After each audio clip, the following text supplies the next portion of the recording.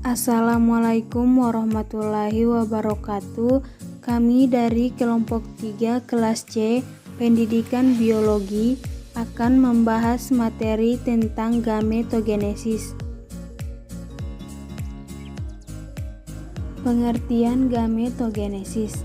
Gametogenesis adalah proses terbentuknya gamet, baik gamet jantan maupun gamet betina. Gametogenesis juga dapat diartikan sebagai proses yang mengubah plasma germinal menjadi sel-sel kelamin yang sangat terspesialisasi, sehingga melakukan fertilisasi untuk menghasilkan individu baru.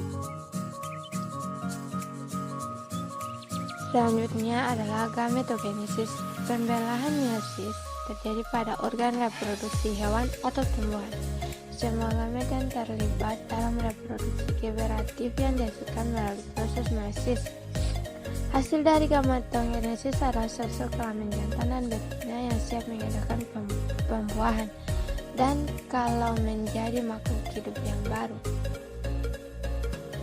Selanjutnya, gametogenesis pada tumbuhan berbiji meliputi dua bagian. Yang pertama, mikrosporogenesis, yang kedua, makrosporogenesis.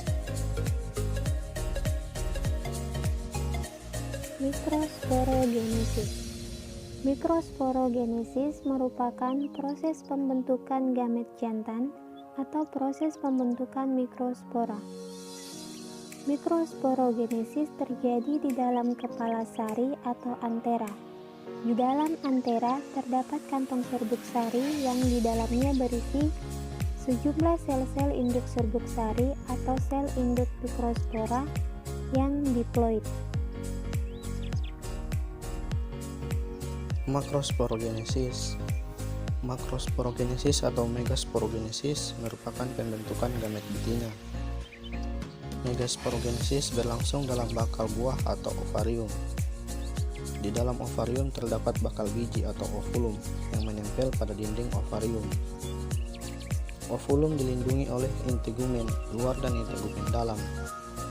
Bakal biji berhubungan dengan bulu serbuk melalui lubang mikrofil. Dalam bakal biji terdapat sel induk megaspora.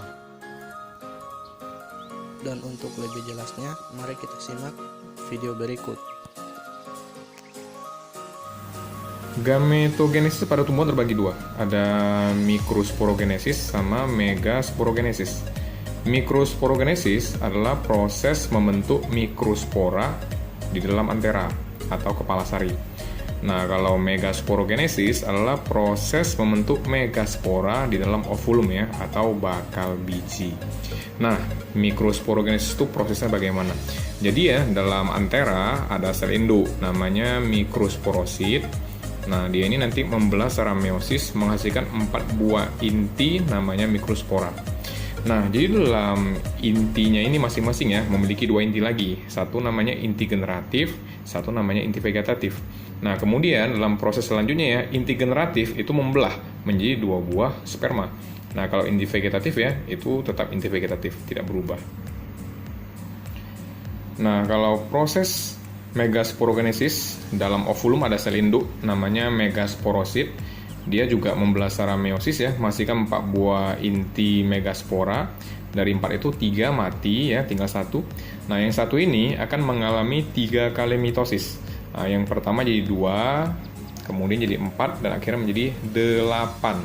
Nah, jadi dari 8 ini ya, 3 paling atas, yang A ya, itu namanya antipoda. Yang 2 di tengah, B ya, itu namanya si kandung lembaga sekunder. Nah, kalau yang di bawah, dekat mikrofil ya, mikrofil ini merupakan tempat nanti masuknya sperma, namanya mikrofil. Nah, jadi tengah-tengah yang diapit oleh 2 buah sel itu ya, namanya ovum. Nah, yang C itu ovum.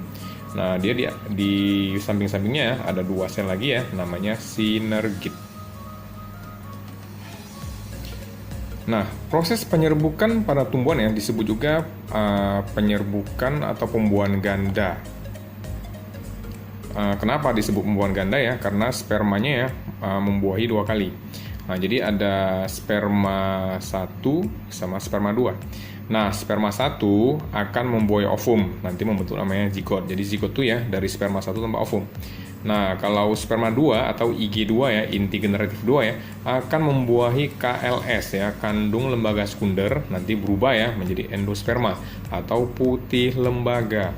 Nah, kalau fungsinya nanti ini menjadi cadangan makanan ya untuk zigot.